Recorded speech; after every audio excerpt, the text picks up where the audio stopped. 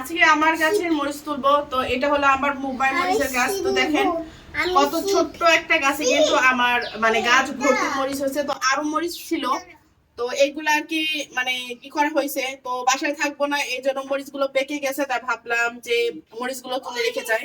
তো দেখাচ্ছি যে একটা ডালে কত পরিমাণ মরিচ হয়েছে। দেখেন যে এই একটা ডালে কত পরিমাণ মরিচ হয়েছে, মাশাআল্লাহ। তো এই মরিচগুলো এখন আমি মানে তুলে রাখবো, তারপর পরবর্তীতে এটা দিয়ে আচার বানাবো।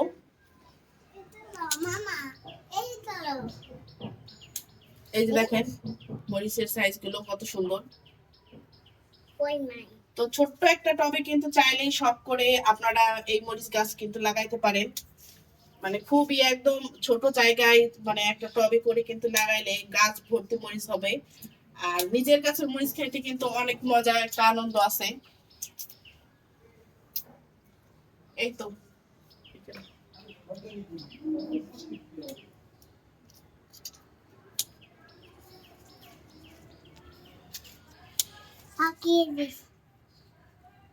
মাত্র 30 টাকা চারা মানে কিন্তু মানে গাছ 15 টাকা একটা চারা থেকে কিন্তু এত মরিচ হয়েছে। তো যাই হোক এই মরিচ গুলা কিন্তু অনেক শখের মরিচ, আর এগুলো দেখাইতে কিন্তু অনেক মজাই লাগে। তো যারা ঝাল পছন্দ করেন তারা কিন্তু একটা মাত্র গাছ লাগাইতে পারেন।